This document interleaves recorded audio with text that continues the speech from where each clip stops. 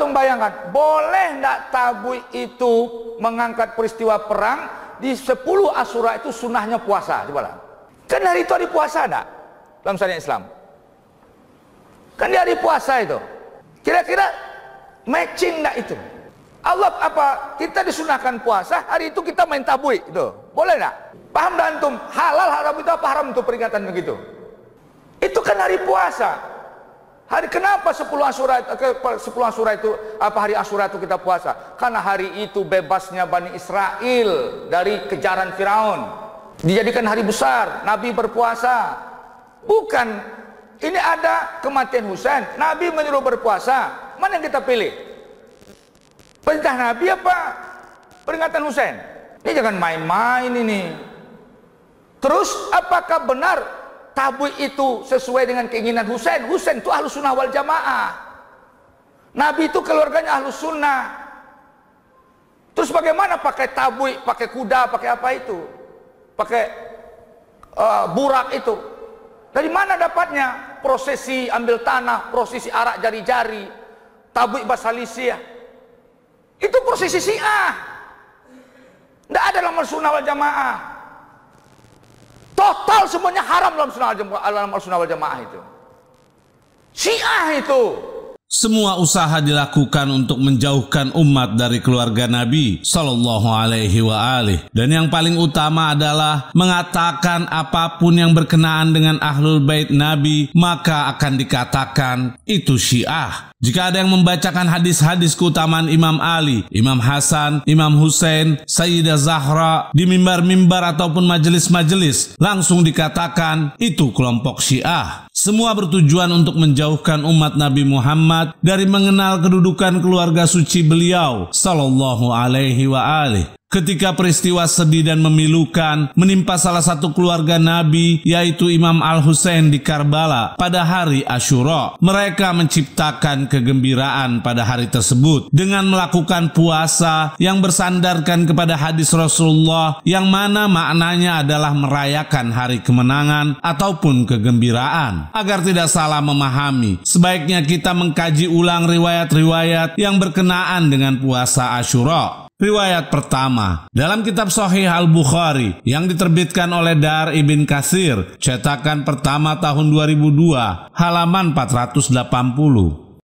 Dari Ibn Abbas berkata, ketika Nabi telah sampai di Madinah, beliau Shallallahu Alaihi Wasallam melihat orang-orang Yahudi melaksanakan puasa hari Asyura. Lalu beliau bertanya, kenapa kalian mengerjakan ini? Mereka menjawab, ini adalah hari kemenangan, hari ketika Allah menyelamatkan Bani Israel dari musuh mereka. Lalu Nabi Musa alaihissalam menjadikannya sebagai hari berpuasa. Maka beliau Shallallahu Alaihi Wasallam bersabda, aku lebih berhak dari kalian terhadap Musa. Lalu beliau Shallallahu Alaihi Wasallam memerintahkan untuk berpuasa. Dari riwayat ini kita mengetahui bahwa Nabi memerintahkan berpuasa di hari Asyura karena hari kebahagiaan terselamatkannya Bani Israel. Yang aneh, Nabi Shallallahu Alaihi Wasallam datang ke Madinah pada bulan Rabiul Awal, bukan bulan Muharram, yang mana ini telah dijelaskan oleh Ibn Hajar dalam kitabnya Fathul Bari, karya Ibn Hajar Al-Asqalani, salah satu ulama Ahlus Sunnah, jilid 4 yang diterbitkan oleh Al-Maktabah As-Salafiyah halaman 247. Ibn Hajar berkata, riwayat ini secara zahir dimasalahkan karena ketika Rasulullah datang ke Madinah, beliau Shallallahu Alaihi Wasallam mendapati Yahudi berpuasa di hari Asyura, yaitu hari ke-10 bulan Muharram. Sedangkan Nabi datang ke Madinah di bulan Rabiul Awal. Kami tegaskan, Nabi Shallallahu Alaihi Wasallam datang ke Madinah di bulan Rabiul Awal. Artinya bulan Muharram sudah lewat. Jawabannya, sesungguhnya yang dimaksud adalah Rasulullah mengetahui hal itu dan pertanyaan beliau Shallallahu Alaihi Wasallam tentangnya, yaitu puasa Muharram, terjadi setelah datang ke Madinah, bukan sebelum datang ke sana baru beliau Shallallahu Alaihi Wasallam mengetahuinya. Tujuannya adalah di dalam redaksinya terdapat penghapusan. Perkiraannya adalah Nabi datang ke Madinah yaitu di bulan Rabiul Awal lalu menetap di sana sampai hari Asyura. Asyura, yaitu bulan Muharram tahun berikutnya, tahun kedua. Kemudian beliau Shallallahu Alaihi Wasallam mendapati Yahudi di sana sedang berpuasa. Sekarang mari kita simak riwayat lain yang terdapat dalam kitab Sahih Muslim. Dalam kitab Sahih Muslim yang diterbitkan oleh Darul Fikr, cetakan pertama tahun 2003, halaman 519. Abdullah bin Abbas berkata saat Rasulullah berpuasa pada hari Asyura dan juga memerintahkan para sahabatnya untuk berpuasa. Para sahabat berkata, "Wahai Rasulullah, itu adalah hari yang sangat diagungkan oleh kaum Yahudi dan Nasrani." Maka Rasulullah bersabda, "Pada tahun depan, insya Allah kita akan berpuasa pada hari ke-9 Muharram." Tahun depan itu pun tak kunjung tiba hingga Rasulullah wafat. Riwayat ini menjelaskan bahwa Nabi sudah melaksanakan puasa Asyura tanpa mengetahui bahwa itu adalah hari yang diagungkan oleh Yahudi dan Nasrani. Setelah para sahabat memberitahu beliau Shallallahu Alaihi Wasallam, Rasulullah pun memerintahkan berpuasa di hari ke-9 bulan Muharram. Dan Nabi tidak sempat berpuasa di hari ke-9 karena di tahun itu Rasulullah wafat. Berarti Nabi mengetahui bahwa hari Asyura adalah hari yang diagungkan oleh Yahudi dan Nasrani di akhir umur beliau Shallallahu Alaihi Wasallam. Yang sangat mengherankan, terdapat riwayat lain di Sahih Al-Bukhari yang nantinya para pemirsa dapat menilai sendiri. Dalam kitab Sahih Al-Bukhari yang diterbitkan oleh Dar Ibn Katsir, cetakan pertama tahun 2002, halaman 480.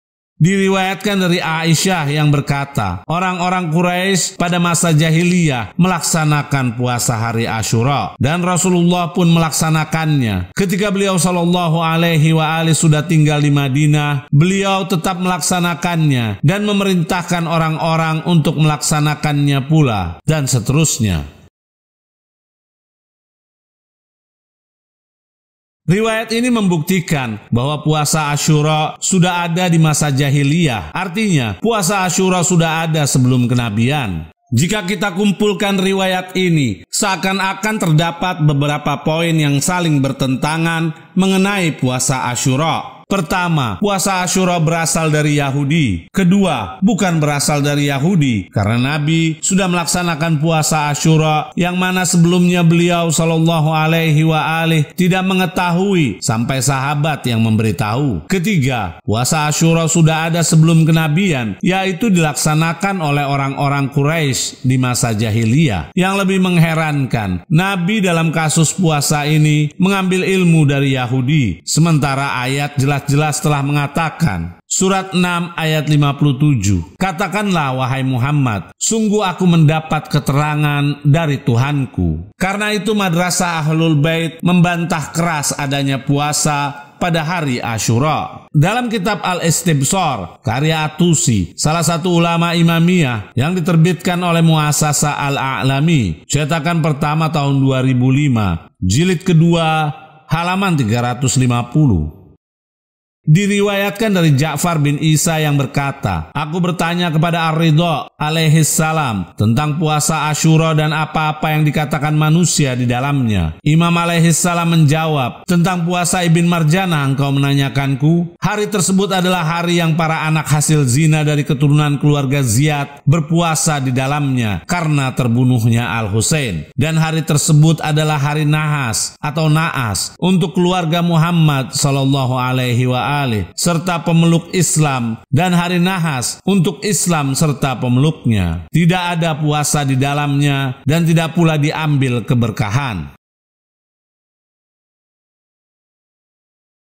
Yang jadi pertanyaan, mengapa justru pada hari 10 Muharram Ustadz aneh ini menyamakan dengan hari kegembiraan dengan alasan selamatnya Bani Israel dari kejaran Fir'aun? Jika demikian, dari mana riwayat-riwayat tentang puasa 10 Asyura di atas tadi? Mari kita simak pernyataannya dari salah satu ulama Wahabi. Dalam kitab Tamamul Minnah karya Al-Albani, salah satu ulama Wahabi yang diterbitkan oleh Darul Rayah, halaman 412. Al-Albani berkata, kemungkinan berasal dari musuh-musuh Al-Husain alaihi salam, yang mana mereka membuat-buat hadis tentang keutamaan memberi makanan, berhias, dan hal-hal lain di hari Asyura sebagai bentuk pertentangan dari mereka untuk Syiah yang menjadikan hari Asyura hari kesedihan atas Al-Husain karena pembunuhan beliau alaihi salam terjadi saat itu. Karena itu Syekh Islam Ibn Taimiyah memastikan bahwa hadis ini merupakan kebohongan, dan Ibn Taimiyah menyebutkan bahwa Imam Ahmad bin Hambal pernah ditanya tentangnya dan dia melihat hadis itu bukanlah apa-apa. Yang memperkuat pendapat ini adalah sesungguhnya tidak ada satupun salaf yang menilai sunnah berinfak harta pada hari Asyura,